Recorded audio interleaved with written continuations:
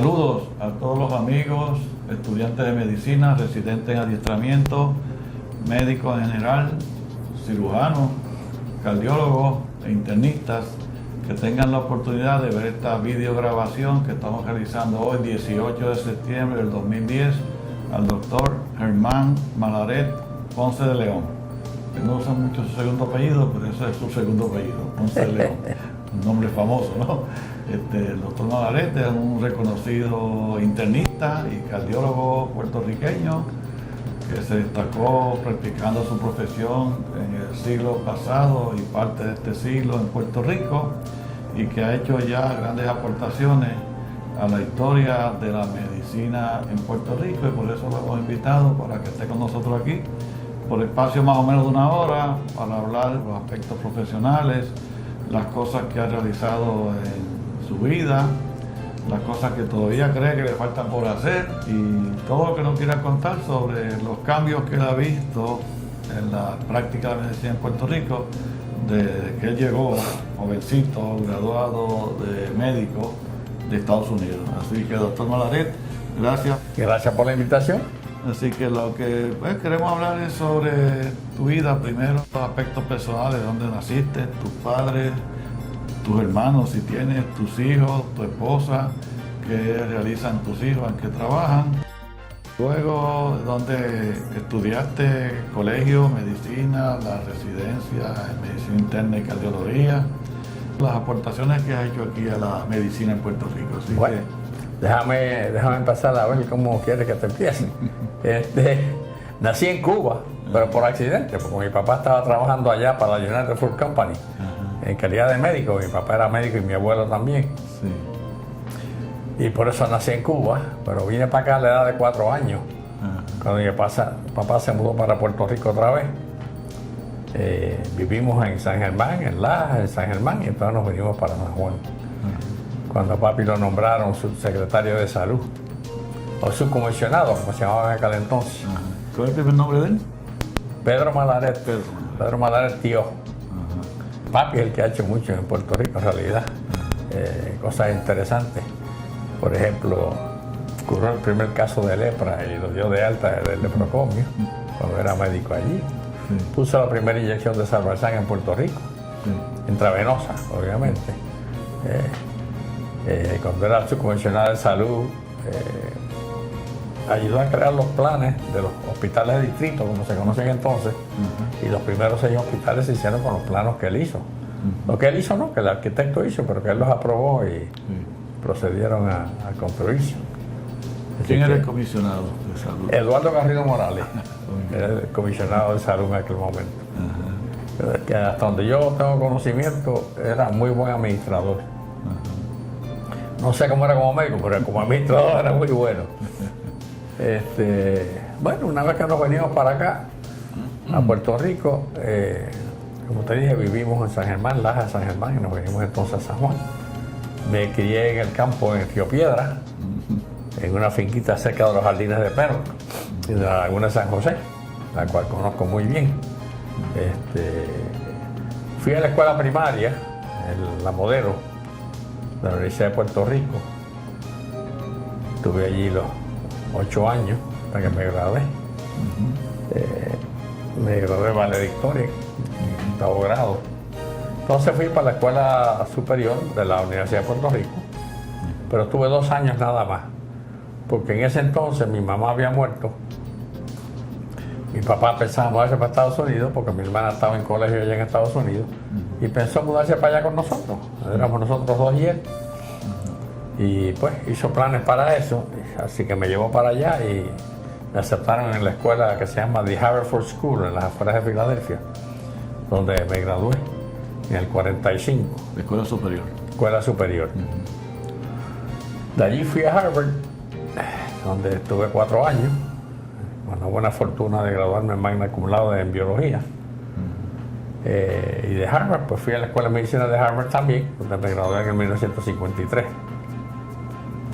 Posterior a eso, pues fui a Filadelfia a hacer el internado en el Pennsylvania Hospital, que es el hospital más viejo de los Estados Unidos. cuyo presidente de la Junta de Directores en un tiempo fue Benjamin Franklin.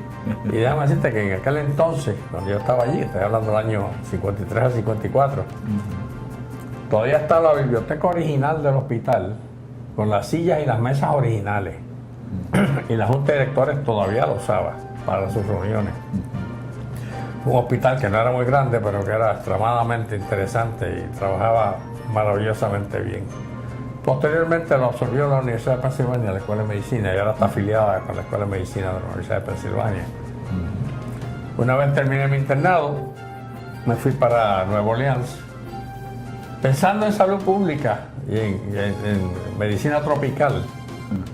Pero cuando llegué a Nueva Orleans para hacer mi residencia en medicina interna y un año en cardiología, que era lo que se pedía en aquel entonces, pues el doctor Birch, que era nuestro jefe, era un cardiólogo muy conocido, y pues me fui, él me guió hacia la vía de la cardiología y seguí por esa vertiente en ese entonces. Estuve allí haciendo mi residencia del 1954 al 56. Entonces entré al ejército, tuve 2 años en Fort Carson, en Colorado Springs, un sitio precioso, por cierto. Después regresé a Tulane para terminar mi 3er año, que fue el de Fellowship de Cardiología. Y allí terminé en el 1959, y en septiembre de 1959 regresé a Puerto Rico. Abrí una oficina, y en aquel entonces, como no había mucha práctica, porque estaba empezando, pues yo trabajaba en una clínica de veteranos de gastroenterología, había una clínica de cardiología del hospital municipal, que yo la hacía, y también, pues, eventualmente entré a la Liga Puertorriqueña contra el Cáncer, donde me ofrecieron un puesto, y allí estuve trabajando como internista, y eventualmente jefe de medicina, y eventualmente director médico del hospital por como 6 meses, en lo que venía el nuevo director. ¿En qué año llegaste al oncológico? ¿Empezaste al oncológico? 60 y... El oncológico tiene que haber sido alrededor del 61, por ahí también, 61. Y estuve allí como hasta el 69 o 70. Eso está en el currículum vitae porque no me acuerdo de las fechas exactas, pero más o menos 69 al 70. En el ejército no estuviste en frente de guerra, ¿no? Era jefe de Corea en esa época, 50 y pico, ¿no? Yo estuve en el ejército del 56 al 58. Ejército activo allá en Fort Carson, Colorado. Ya Corea había acabado en 55. Okay. Lo interesante de esa estadía allí era que yo era el único de los médicos que trabajaban allí en el hospital fuera del jefe, que tenía algún entrenamiento en medicina, porque yo tenía 2 años de residencia, y por lo tanto yo era más o menos la mano derecha del jefe de medicina. Y tuve una experiencia extraordinaria allí, de la cual no me quejo jamás en la vida. Pues primero, diagnosticamos la primera epidemia de influenza asiática en el 57, en una instalación militar. Y lo notamos porque yo me fijé que los sargentos ya viejos, que nunca se enfermaban, estaban llegando al hospital sintiéndose fatal. Y le hablé al jefe y le digo, mire, esto no es el usuario y corriente, yo creo que esto es probablemente la asiática que ha llegado aquí. Se hicieron los estudios pertinentes, efectivamente, fue la asiática. Y pues fue el primer campamento donde se diagnosticó la influenza asiática del año 57. Otra cosa interesante allí fue que en Colorado es uno de los estados donde más infecciones con estreptococos hay. Y por lo tanto hay mucha fiebre, no sé todavía hoy, había mucha fiebre reumática y muchos daños al riñón. Y de hecho yo le diagnostiqué al coronel que estaba ocurriendo una epidemia de fiebre reumática en el campamento, que era un campamento de reclutas. Había muchos muchachos jóvenes reclutas con muy poco entrenamiento y no estaban muy bien, de hecho. Hicieron los estudios pertinentes de nuevo y efectivamente confirmaron el diagnóstico, y entonces establecimos la política de que todo el que entrara al campamento cogía una inyección de penicilina menos que fuera alérgico. Y paramos la epidemia. En 2 semanas, de 2 a 3 semanas se acabó la epidemia. Y lo curioso es que los casos de apendicitis bajaron un 50% con las inyecciones de penicilina. Una cosa curiosa. La otra cosa interesante allí en el campamento, que fue una experiencia grande para mí, fue la cantidad de infecciones pulmonares y las empiema. Yo tuve que abrir una sala para los casos de empiema exclusivamente. Y me convertí en un experto en meter agujas en el pulmón para drenar las empiemas. Y fue una experiencia bien interesante allí en Colorado. Pero una vez que terminé ahí, como dije, volví a Nueva Orleans, terminé mi residencia y fellowship en cardiología, regresé a Puerto Rico, abrí la oficina y entonces ya te mencioné las clínicas donde estaba trabajando temporariamente. Y el oncológico que llegaste. Y en el oncológico, donde le dedicaba la mayor parte del tiempo estaba en el oncológico y en la oficina, así que yo no tenía que ir todos los días necesariamente. Se desarrolló bastante bien, yo entiendo, en el oncológico. Ahí fue donde se quiso hacer un cuarto piso para el hospital, que tenía 3 pisos nada más. Y yo cogí el librito rojo famoso de las fundaciones y escribí como 30 o 40 cartas pidiendo donativos para hacer el cuarto piso. Y lo interesante de eso fue que, varios me mandaron 100 pesos, 200 pesos, algo así. Pero un señor de New Jersey, de Newark, New Jersey, me escribió que quería más información. Bueno, le mandamos más información. Entonces pidió que si había un miembro de la Junta de Directores que iba para allá, que él quisiera conocerlo. De hecho, César Toro, que era el presidente de la Junta de Directores, iba para Nueva York a la boda de una sobrina o algo por el familiar.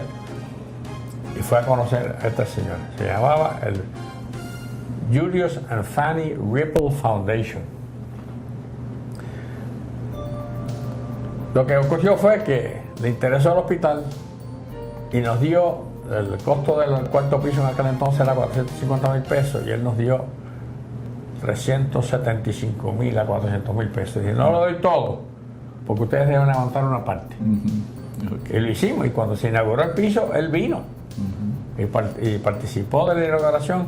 Y entonces cuando él le dirigió la palabra a los que estaban allí presentes, sacó $1 de la cartera, dijo, yo he tenido suerte en la vida, mi misión en la vida ahora es repartir esto.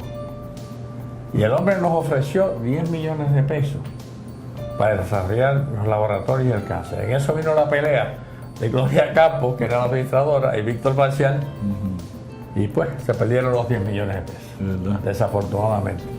10 millones de pesos que aquel señor nos iba a dar.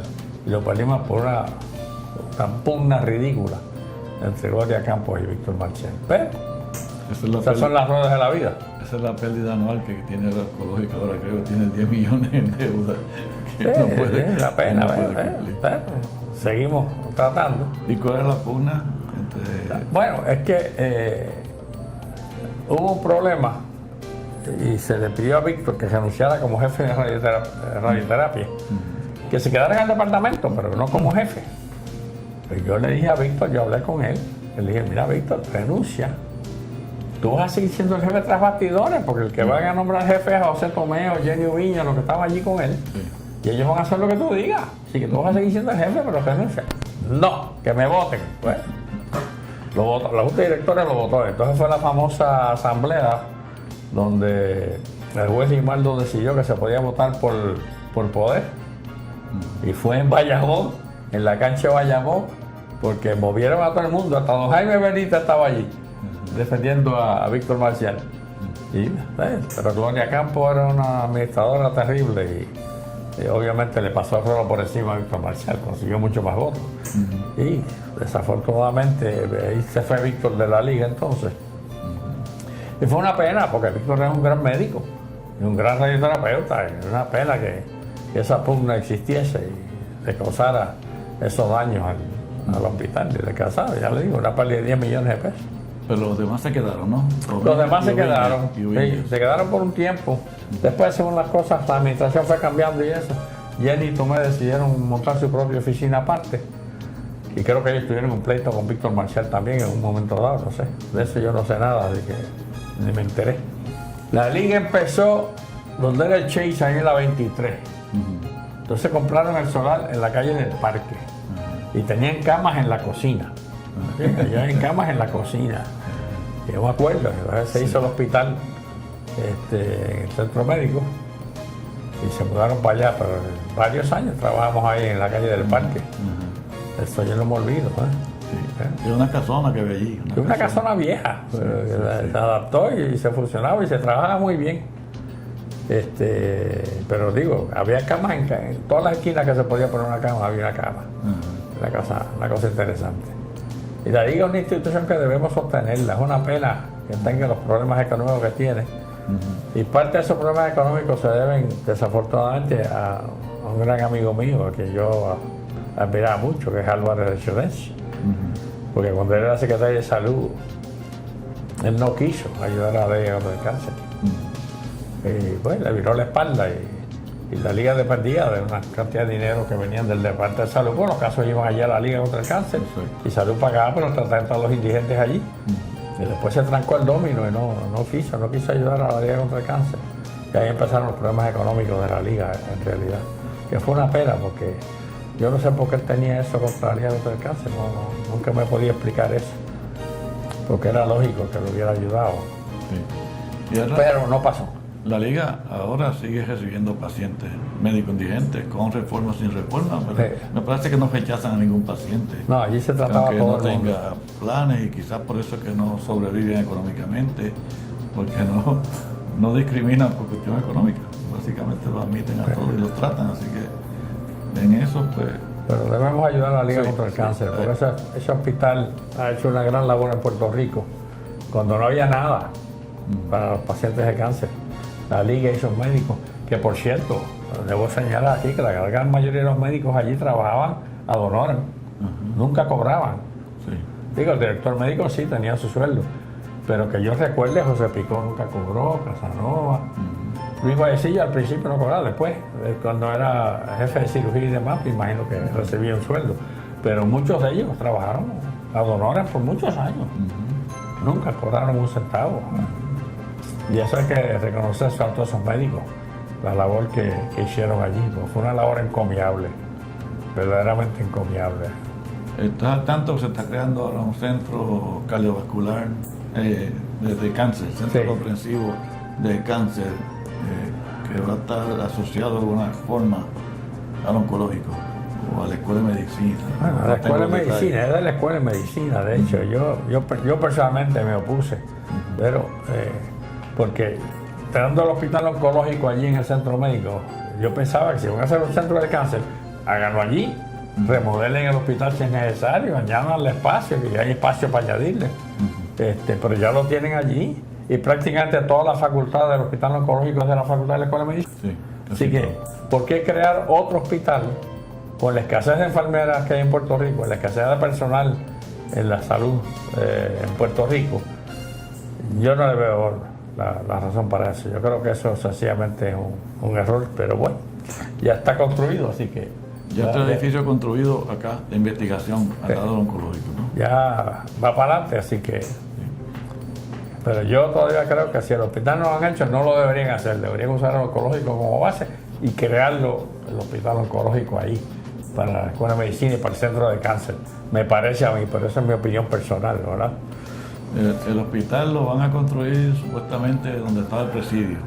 Se conoce como Que el le Oso queda, Blanco, la le queda un cárcel. poquito lejos de la Sí, escuela, correcto. digo, no está allá al lado como está el oncológico. Sí.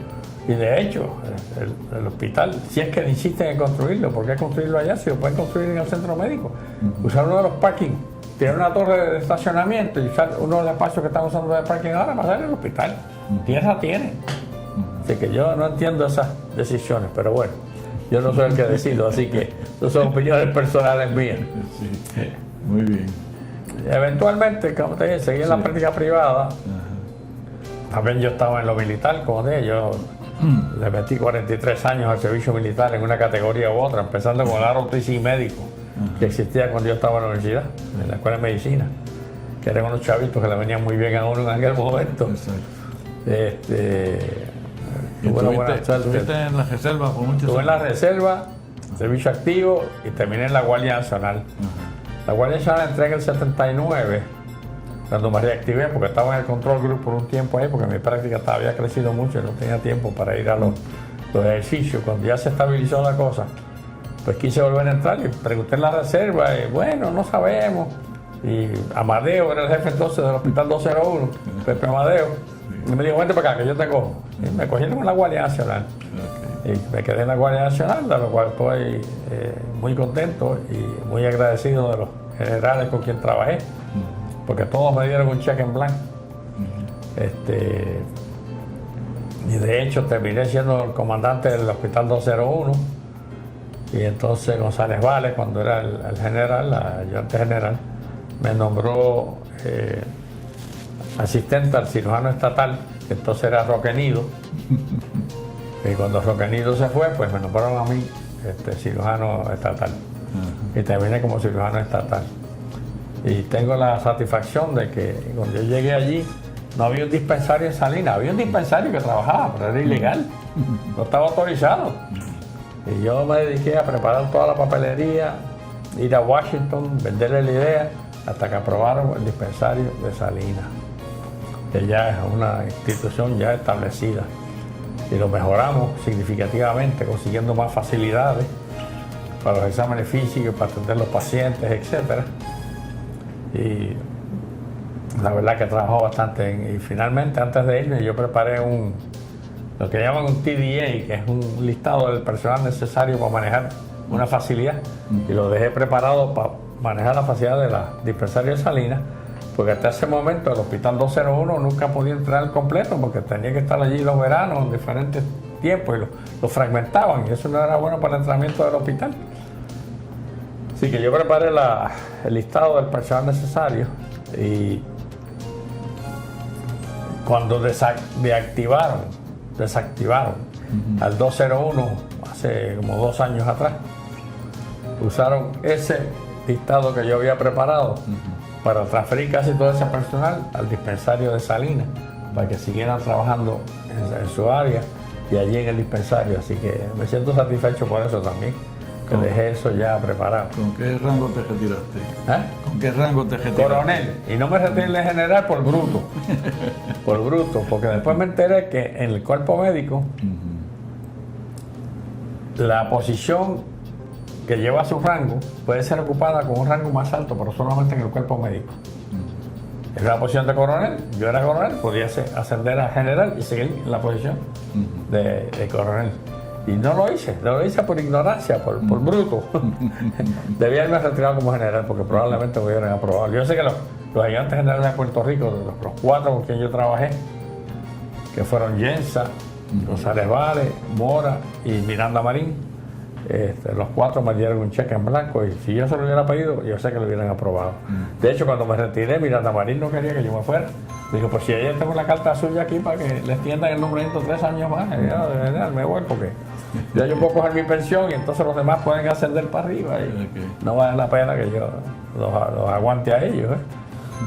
Pero mira, Willy Miranda Marín, que era un gran administrador, por cierto, y bueno, ustedes ven el trabajo que hizo en Cagua, que aunque no es de mi partido, pero yo lo admiraba mucho y lo quería mucho, y nos llevábamos muy bien, porque fue un buen ayudante general y es un buen administrador. Me ayudó mucho en ese sentido, me dio un cheque en blanco. Entonces, posterior a eso, el gobernador me nombró a la Junta de Directores del Centro Cardiovascular. Entonces creo que un individuo que se llamaba Enrique Vázquez Quintana era el secretario de Salud. De hecho, tú presidías la Junta. Sí, sí. Tú presidías la Junta. Sí. Y cuando subió a la plaza de director médico, pues solicité para la plaza de director médico pensando que sería una buena cosa para tratar. Y pues aprobaron. Fui director médico desde el 93, agosto del 93, hasta marzo 1 del 2001. Y tengo la satisfacción que, estando yo allí con Marilyn Pérez, que era la directora ejecutiva, el hospital creció significativamente. Se desarrollaron muchas facilidades nuevas que no existían, como el laboratorio de electrofisiología. Implantamos el programa de trasplante de corazón, que Iván González Cancela, hay que darle crédito, desde que él llegó a Puerto Rico, él quería empezar el programa de trasplante de corazón. Y yo solo tenía aguantado. Yo le decía, mira, no, Todavía no estábamos preparados todavía.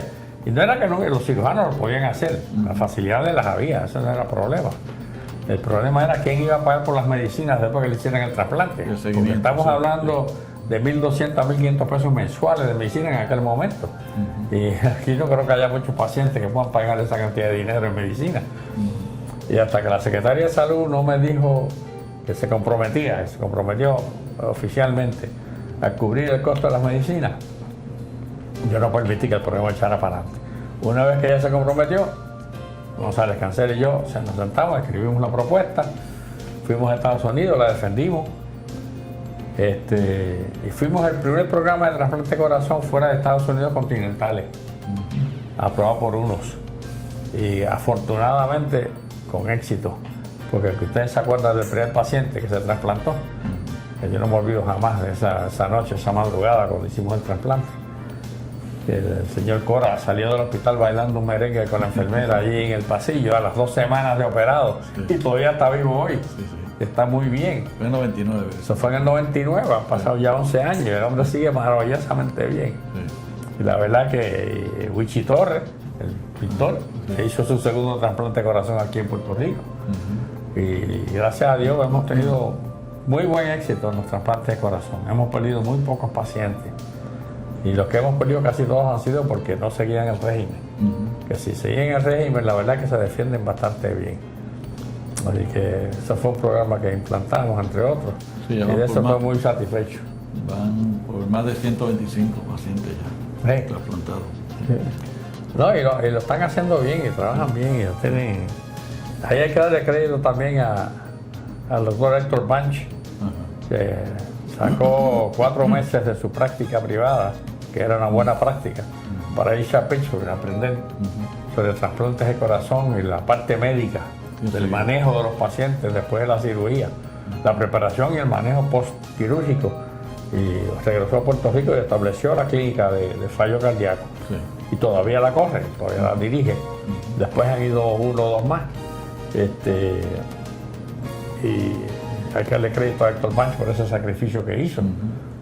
Ha sido muy beneficioso para Puerto Rico. Y eso ha sido muy bueno. Y que sigan ahí todos los trasplantes, Iván González Cancel y Quintana, que entre los dos es lo que hacen prácticamente todos los trasplantes. Pero en Puerto Rico obviamente que no hay suficientes donantes, que más gente debería donar. Aquí deberíamos establecer la ley que existe en España. En España todo el mundo es donante a menos que diga que no es donante. Aquí es a la inversa, aquí es si uno quiere ser donante uno tiene que expresarlo. Allá no, allá todo el mundo es donante automáticamente, a menos que diga que no. Que no quiere donar. Y eso, yo creo que esa es una ley buena, que yo creo que se debería implantar porque entonces habrían suficientes trasplantes de riñón, de corazón y eso. De hecho, hablando de trasplantes, una cosa que yo le he propuesto a un par de los secretarios de salud es que en Puerto Rico ya estamos haciendo trasplantes de corazón, trasplantes de riñón, trasplantes de córnea. Creo que empezaron a hacer trasplantes de páncreas, no estoy muy seguro. Pues miren, vamos a hacer un centro de trasplante en la escuela de medicina, obviamente, tiene que ser en el centro médico, porque allí es donde está el expertise que puede manejar estos pacientes. Pero me parece a mí que Puerto Rico amerita ya un centro de trasplante. ¿Dónde establecerlo? Hay que buscarlo, ¿verdad? Pero sitio hay. Y yo creo que sería una cosa buena, porque se puede progresar a otros trasplantes, que ya hoy en día se están estableciendo en muchas partes del mundo. Y aquí ya tenemos la experiencia de trasplantes y podríamos hacer algo bueno. El próximo va a ser trasplante de hígado. Ya aparentemente está por comenzar pronto un programa. Pues ya se debería establecer un centro de trasplante. Yo creo que eso sería una cosa beneficiosa para Puerto Rico. Y lógica. Lógica. Bueno, ahora mismo se marcha en Estados Unidos. Hay varios centros, incluyendo Tampa, Miami y otros lugares, a hacerse trasplante de hígado. Son más cercanos. Bueno, en Pittsburgh también hace mucho trasplante de hígado. Pero ya en Puerto Rico se puede empezar. Pero vuelvo y digo, yo creo que deberíamos hacer un centro de trasplante. A ver si puedo vender la idea a nuestro gobernador actual. Para que vayan, no es que se haga mañana, Sí, obviamente, sí, eso hay que planearlo, hay que sí. planificarlo y hay que conseguir los dineros y todas esas cosas. Claro. Pero fondos hay, los fondos se consiguen. Y hay bastantes donantes de las fundaciones que podrían ayudar significativamente a esto, pero hay que planificarlo y echarlo para adelante. La cuestión es vender la idea. ¿Eh? Sí. Muy bien. De hecho, si quieres, te hago una anécdota que yo no sé si es verdad o no es verdad, pero sí me la contaron a mí. De cómo se creó el Centro Cardiovascular. La idea del Centro Cardiovascular salió de Rubén García Palmieri. Después del Congreso del 80 en Puerto Rico, el primer congreso que tuvo Puerto Rico interamericano, que fue un éxito rotundo, fue increíble. Cuando terminamos, él dijo, bueno, Puerto Rico debe tener un centro cardiovascular como lo hay en México y en diferentes sitios. Y trató de vender la idea, pero ahí había la pugna entre Carlos Romero, que era el gobernador, y la legislatura, que era del Partido Popular, y sencillamente no progresó, se quedó en el tintero. Pero una noche, al final de los 80, estaba el gobernador Hernández Colón visitando a un familiar en el Hospital Pavía y se encuentra con el doctor Defendini saliendo. Y el doctor Defendini era muy amigo de Hernández Colón y le pregunta, ¿qué tú haces por aquí a esta hora? Y le dice, pues acabo de terminar la cirugía porque esta es la única hora que puedo conseguir turno para hacer operaciones del corazón y esas cosas. Pero ¿cómo va a ser? ¿Qué se qué? Entonces él le dijo de la idea que existía de un centro cardiovascular y Hernández Colón cogió la idea, le echó a caminar y lo construyó. Y eso se lo debemos al gobernador Hernández Colón, que fue el que empujó la idea, consiguió los fondos y se creó el Centro Cardiovascular de Puerto Rico, que yo creo que ha sido un asset para Puerto Rico, que ha sido de mucho valor para Puerto Rico. Y el servicio que se da allí es un servicio bueno.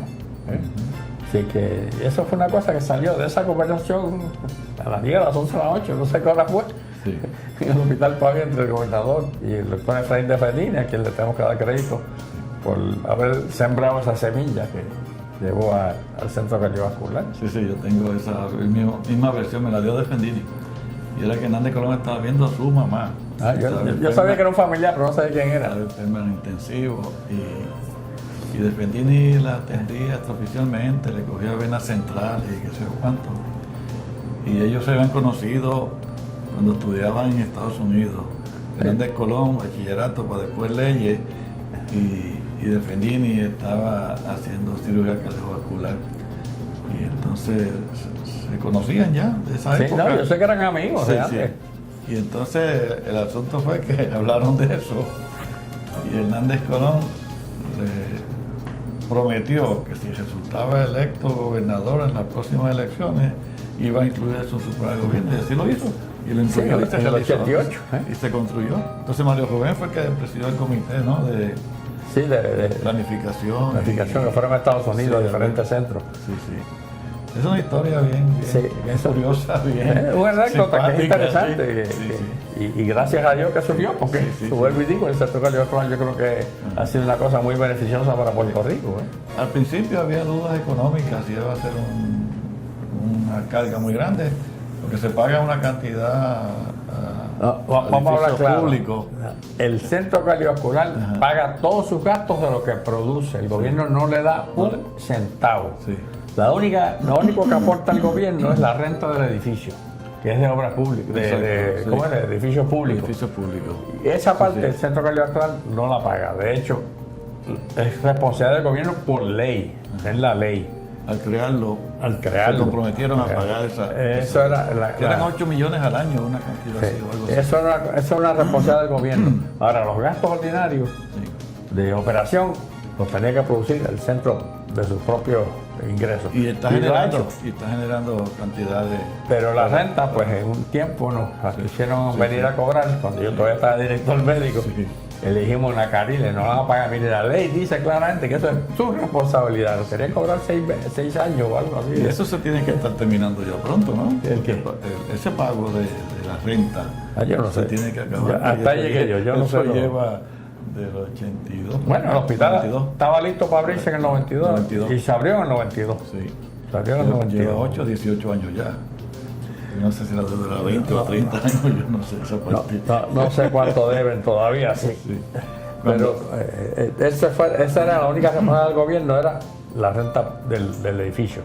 Todo lo demás lo ha pagado el cardiovascular de sus propios ingresos. Lo interesante de la mezcla de cirujanos y cardiólogos de la comunidad que van allí también, pues es que ellos tienen un interés personal y particular de que eso camine y que sea exitoso. Te voy a hacer un cuento de eso también. Cuando yo llegué como director médico, había una pugna entre la escuela de medicina y los médicos privados, de la facultad privada, de la comunidad, que trabajaban allí. Era una pugna tensa.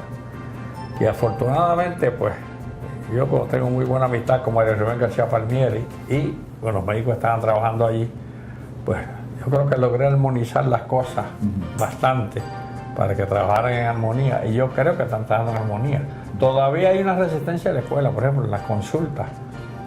Pedirle a la escuela que venga a ver un paciente en consulta, no sé cómo estará ahora, pero cuando yo estaba allí era difícil, no querían venir. De otras especialidades. De las otras especialidades. Gastroenterología venía, eso se portaban bien, y reumatología venía, por ejemplo. Urología no quería venir, era un no rotundo. ¿Por qué el doctor Puras tenía esa negativa? Yo no sé, pero si esos pacientes hubieran estado en el universitario, los hubieran visto, así que, ¿ves? Sin embargo, Puras opera casos allí, de riñón, opera casos de riñón con tumores y de pendiente ayuda.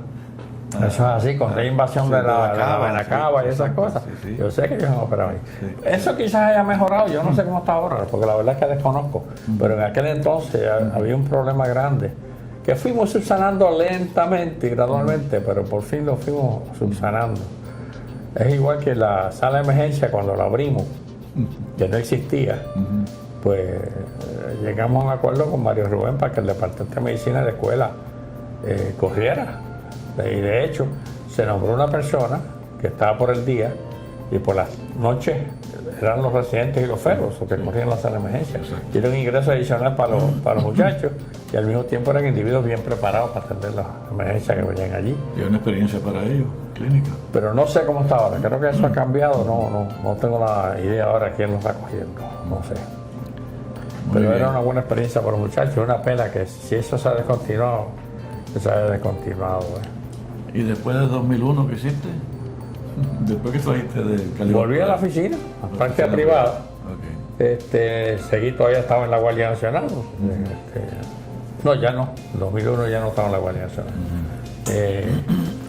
Pero siempre me he mantenido porque yo no creo que uno deba retirarse y mirar por una ventana. Yo seguí practicando medicina hasta el 1 de diciembre del 2004, cuando cerré la oficina para ver pacientes. Ya yo no veo pacientes, ni voy al hospital, ni a la sala de emergencia, desde el 2004 para acá. Digo, 2005 en realidad, porque el mes de diciembre fue un mes de transición. Pero me he mantenido activo en varias otras cositas. Yo desde el año 67 he estado haciendo peritaje médico, por ejemplo. ¿Y por qué yo hago peritaje médico? Bueno, alguien tiene que hacerlo, y la mayor parte de los médicos no quieren hacerlo, y yo creo que es justo y razonable que un paciente que tenga una queja se oiga lo que tiene que decir. Si tiene razón, pues compensarlo, y si no tiene razón, pues mire, no tiene razón, y decírselo a sí mismo. Y eso vino de una carta que vino del presidente del Colegio de Abogados, que le mandó una carta al presidente de la Asociación Médica de Puerto Rico, de que no conseguía peritos, y él distribuyó la carta entre todos los jefes de las diferentes secciones, y varios de nosotros, Ichi Montilla fue uno, el doctor Fernando Montilla, yo, Axmael, varios más dijimos, miren, nosotros, Iván García, estamos dispuestos a hacer peritaje. Ahora, vamos a decirle lo que vemos, no hay que hacer de una parte o de la otra, decimos lo que vemos. Y con ese compromiso empezamos a hacer peritaje. Y yo he seguido haciendo peritaje hasta el día de hoy. Y he estado de ambas partes. Tengo que admitir que la mayoría de los casos, yo diría que el 95% de los casos, ha sido a favor del demandado, ya sea médico u hospital, de los demandados, y un 5% quizás de los demandantes. Pero he seguido haciéndolo y creo que con bastante éxito, y yo creo que tengo bastante buena reputación con los jueces, porque yo digo la verdad, yo voy y digo lo que yo veo, no porque aquel quiere que lo diga así o porque aquel quiere que lo diga asado. Y con la mayor tranquilidad del mundo, el otro día, por ejemplo, un caso que me mandaron, un caso bien triste, bien, pero que no hay impericia médica, los médicos hicieron todo lo posible, pero bueno, hay un momento en la vida que no se puede ir más lejos. Y yo le mandé una cartita al abogado, llamé por teléfono y hablé con él y le mandé una cartita diciendo, mira, no tienes caso, no demandes que no tienes caso. Y él dijo, eso es lo que yo quiero saber, porque no quiero invertir mi tiempo y mi dinero. Si en realidad no tengo caso y no voy a prevalecer, pues no vale la pena. Y varios de los abogados me mandan casos desde ese punto de vista, y hay muchos de ellos que yo le he dicho, no tienen caso, no procedan con una demanda porque no van a prevalecer. O sea, por otro lado, antes de que pongan la demanda. Es una evaluación antes que pongan la demanda. Antes que pongan la demanda. Yo quiero saber si tengo caso o no tengo caso, a ver si demando o no demando. Muy bien. Y afortunadamente he logrado que unos cuantos de ellos no demanden porque los he convencido. No sé si después se han buscado otro perito y a lo mejor han demandado de todas maneras, eso no lo sé. Pero los abogados con quien yo he hablado dicen, no, yo no voy a demandar, entonces a ellos que se busquen otro abogado si quieren. Por otro lado, igualmente le he dicho a las compañías de seguro, tanto a Triple S como a Ciber, que son las dos más importantes aquí, cuando hay un caso malo, digo, mira, busca la manera de transar este caso, no llegues a la corte porque no tienes razón, vas a perderlo. Porque hubo negligencia en el manejo del caso, así que mejor es que lo transe lo antes que tú puedas. Así que yo se lo digo de los dos lados, con la mayor tranquilidad del mundo, pues vuelvo y digo, yo digo lo que yo veo.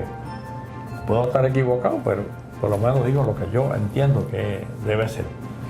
Y eso es una cosa que estaba haciendo en la pericia médica y la sigo haciendo al día de hoy.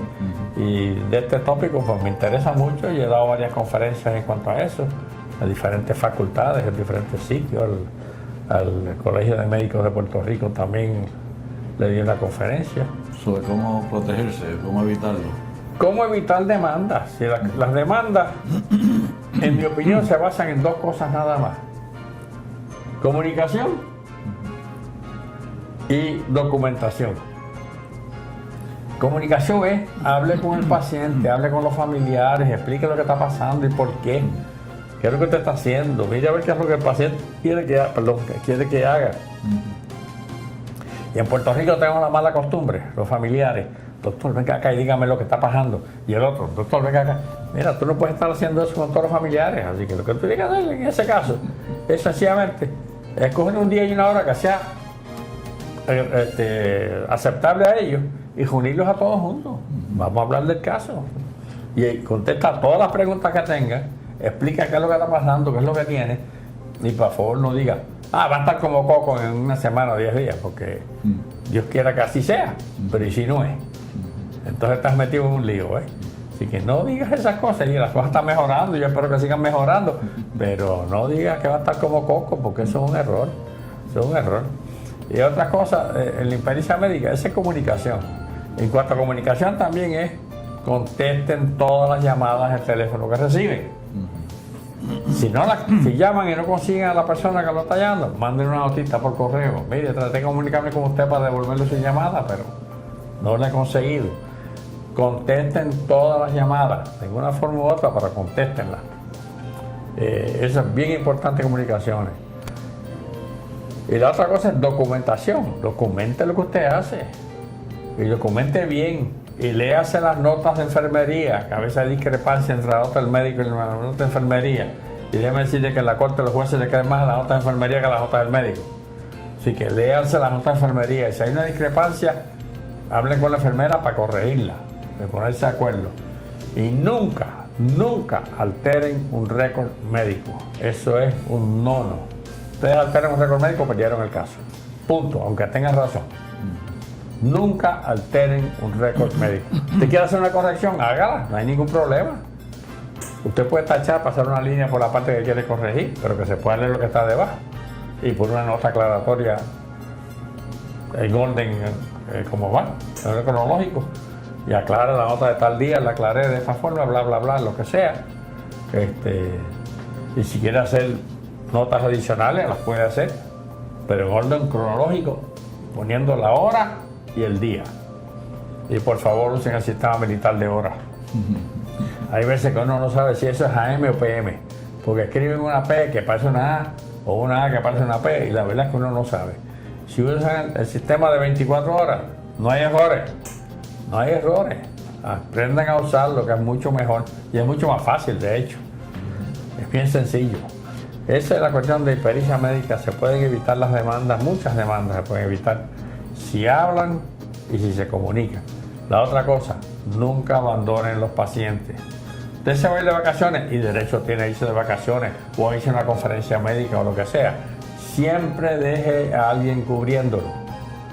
Y no solo dejar a alguien cubriendo, dígaselo para que sepa que lo está cubriendo.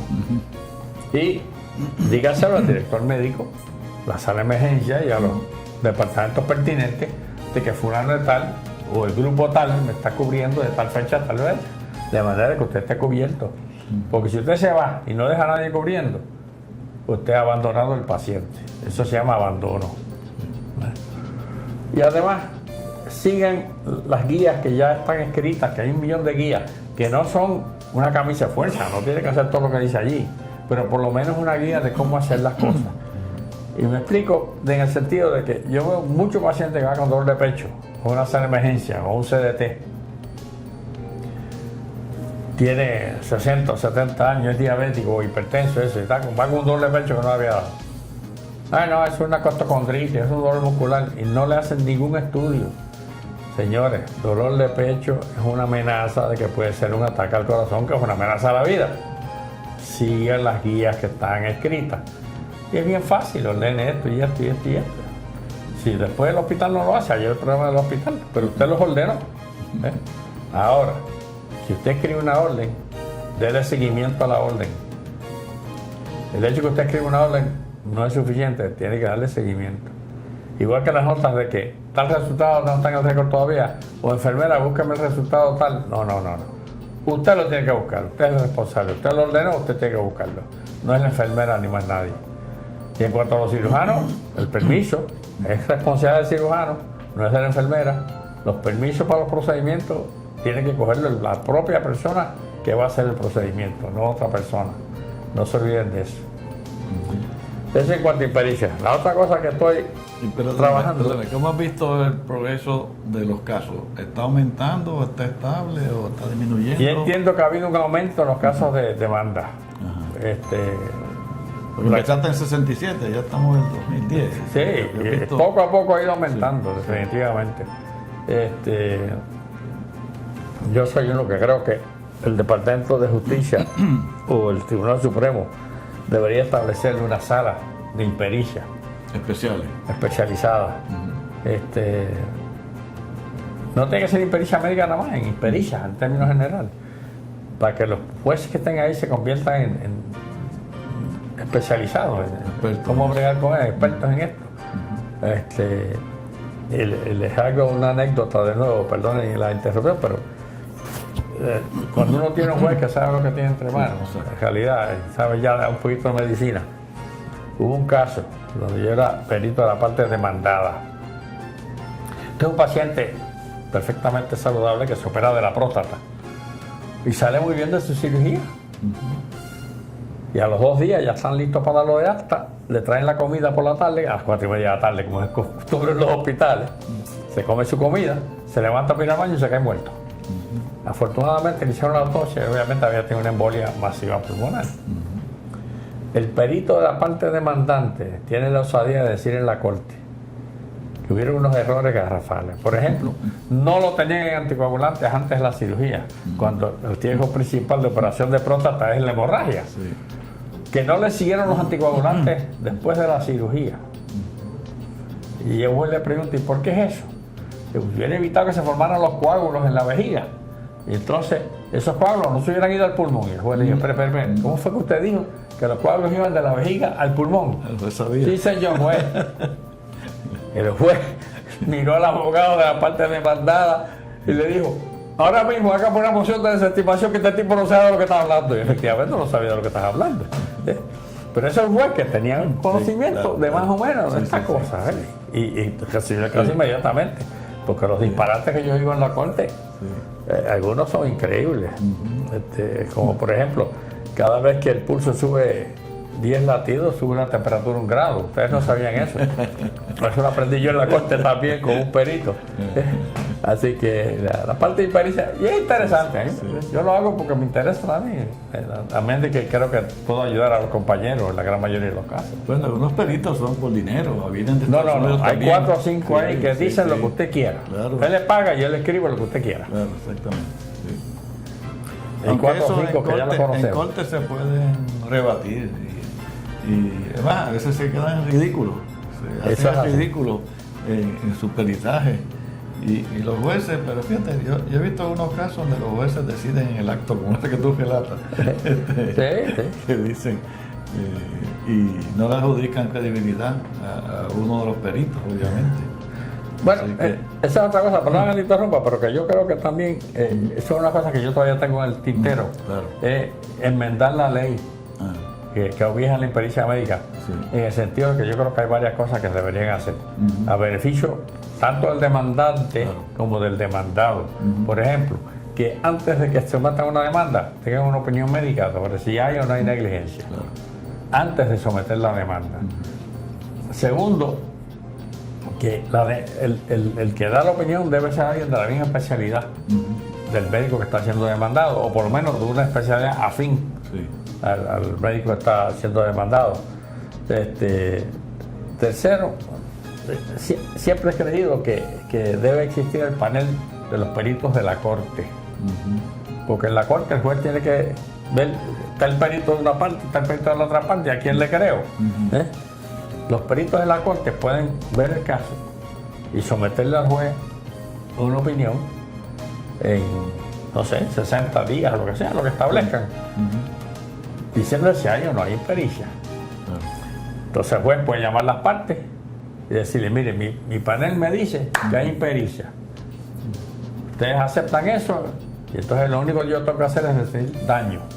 No hay que discutir nada más. No lo aceptan, ok, pero vamos a la corte y usted presente toda la prueba que usted quiera. O sea, nunca le quitas el derecho al individuo de ir a la corte y decir lo que quiera decir. Exacto. Pero con los peritos de la corte, el juez podría acelerar el proceso. Y si no hay impericia, pues también le dice a los que están demandando, mira, tú no tienes caso ahí, tú quieres seguir para adelante, pues vamos para adelante, porque tú tienes el derecho de ir a la corte, pero es cuesta arriba. Y yo creo que eso ayudaría a resolver el problema. La ley anterior que pasaron en contra de esa era ilegal, definitivamente era anticonstitucional, porque ese grupo de peritos era el que decidía el caso, y eso no puede ser, el juez es el que tiene que decidir el caso. No los peritos. Los peritos le dan su opinión y allá el juez que decida lo que quiera. Y por ejemplo, hablando de eso, de opiniones, en impericia, la otra cosa que yo estoy haciendo bastante, es en el Seguro Social Federal. Yo soy perito de la división de adjudicación y revisión de los casos de incapacidad. Ahí lo que nosotros hacemos es, nosotros no vemos el paciente, nosotros leemos el récord, la evidencia que se ha sometido y se la interpretamos al juez.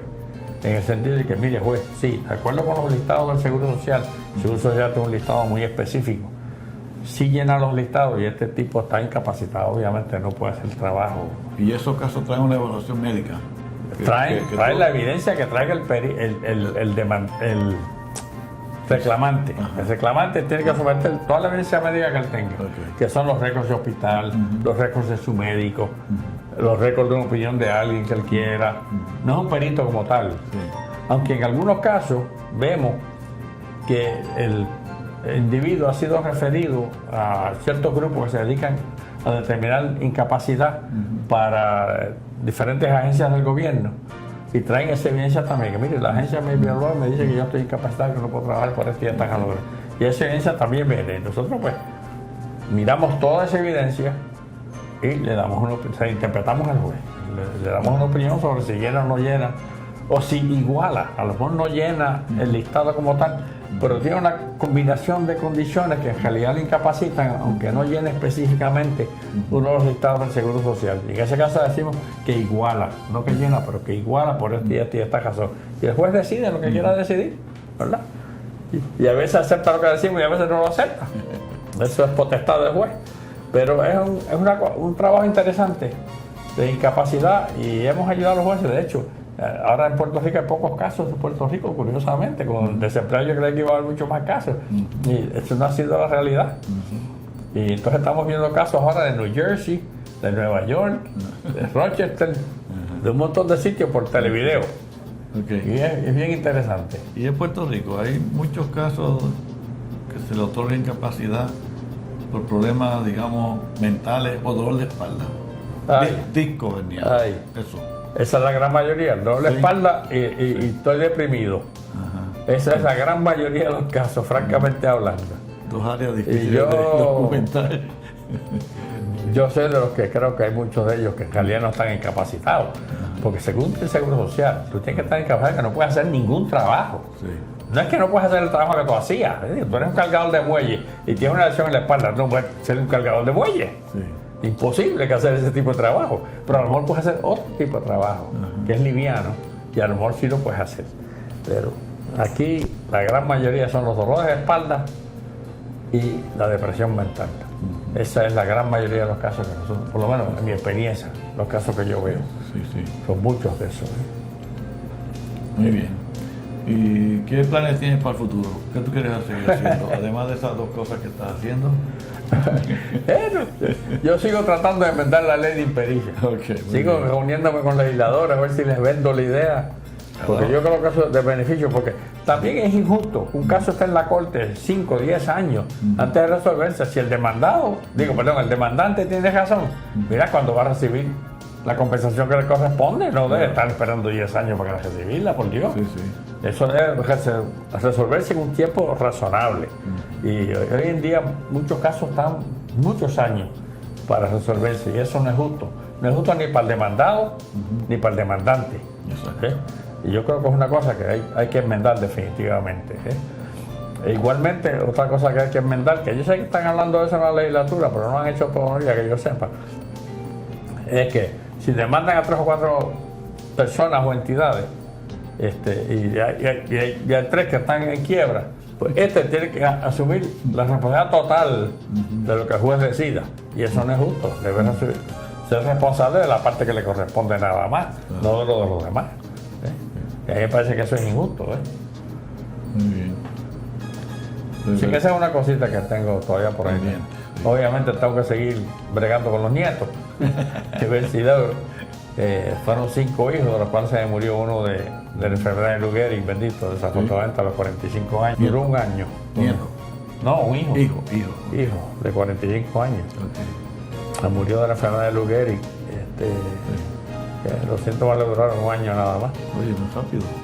Se fue bastante. Es que tenía la parte que era vulvar, que es la más severa, la más difícil de todas.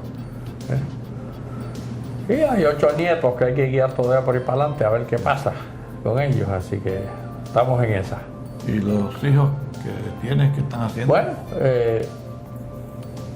yo soy un estadista reventado, pero tengo 2 hijas independentistas. Muy bien. No, mi hija mayor pues trabaja en televisión, en guiones, enseña cómo escribir y hacer ese tipo de trabajo. Antes bailaba, le gustaba el baile, pero ya no puede ser bailarina, obviamente. Esa es la mayor. Que tenía un trabajo en la Universidad de Puerto Rico, de hecho, en la Escuela de Comunicaciones, pero era por contrato y ahora mismo con la situación económica de la Universidad de Puerto Rico, pues se quedó fuera. El segundo tiene su propia compañía, que es el que vive en California. Él trabajó con Medtronic por 17 años. En la cuestión de los marcapasos y demás. Y después pues se independizó, montó su propia compañía. Aparentemente le va bien. Está allá en California y él evalúa futuros productos y casos y ideas que tienen diferentes compañías. La compañía de él, de hecho, la compró una compañía francesa, se la compró. Y él ahora es el gerente general para todos los Estados Unidos de esa compañía francesa. Aparentemente le ha ido bien, así que Dios quiera que siga bien. La tercera, que está casada con un oftalmólogo, esa es básicamente ama de casa, pero terminó su doctorado en pedagogía. Tiene una maestría en ingeniería de computadoras Y ella quiere, tan pronto la hija se vaya para colegio, que será dentro de un par de años, pues ya tiene 16 años, irse a enseñar, o sea, quiere enseñar. Pero esa es maestra, a ella le gusta la maestría.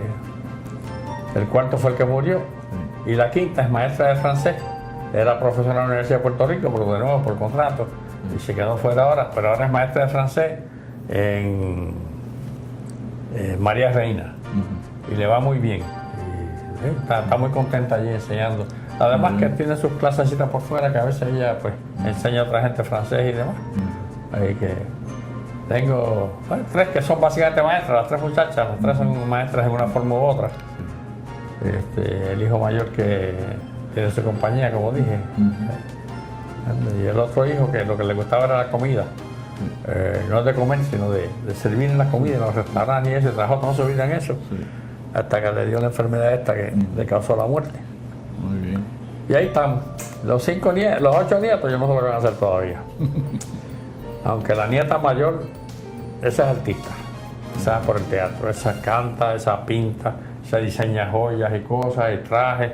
Esa por esa área, por el arte. Okay. Ahí por ahí va camino por ahí. La segunda nieta quiere ser veterinaria de animales marinos. Exclusivamente de eso. Esa es la idea que tiene. De hecho, aprendió a bucear para poder bregar con eso. Así, no sé si se va a seguir por ese camino, pero esa es la idea que ella ha tenido desde chiquita.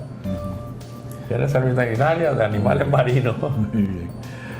Mira, y te voy a preguntar lo que nos queda de tiempo. La práctica de la medicina en Puerto Rico, tú lo has visto en todos sus aspectos, desde que llegaste. ¿Ha estado mejor, neutral o peor a lo largo de la reforma y los cambios que se han hecho en la reforma? Ok, déjame decirte que la práctica de la medicina en Puerto Rico, la calidad de la práctica yo creo que ha mejorado. La calidad ha mejorado. Desafortunadamente yo creo que la práctica de la medicina, como la que yo practiqué, el médico que tiene en su oficina, desaparece en los próximos 10, 15, 20 años. Yo creo que dura más de 15, 20 años. Todos los médicos van a ser empleados del gobierno, de un hospital, de un HMO, o están en un grupo que puede pagar las cuotas de lo que cuesta la pericia médica y todos los otros gastos que hoy en día implica la medicina, porque cada vez el gobierno requiere más y más. Pero todo el mundo estará asalariado. Yo entiendo que en el futuro eso es lo que viene. Quizás sea algo como en España, lo que yo vi en España, que todos son empleados del gobierno, pero a las 5 de la tarde o a las 6 de la tarde van y abren su oficina por 2 o 3 horas y trabajan entonces una práctica privada limitada. Pero me parece que eso es lo que hay en el panorama. Y ahora con el plan este que pasó Obama en Estados Unidos, es medicina socializada. Vamos caminando en esa dirección. Bien o mal, pero por ahí vamos. Y aquí mismo, el programa ese de Mi Salud, yo no lo entiendo bien todavía, pero bueno, va en esa misma dirección. Vamos en dirección a la medicina socializada. Ahora, los dispensarios y los CDT todavía están en pañales.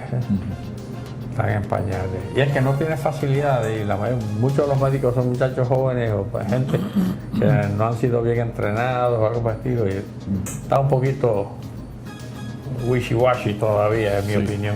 Sí. Necesitan un poquito de mejoramiento. Que aprendan a hacer las cosas como Dios manda. Muy bien. Pues, Germán, pues gracias por haber estado aquí. Se nos terminó el aquí tiempo. Estamos. No sé si esto te va a ayudar en algo, pero adelante. Sí, seguimos para adelante con paz y tranquilidad.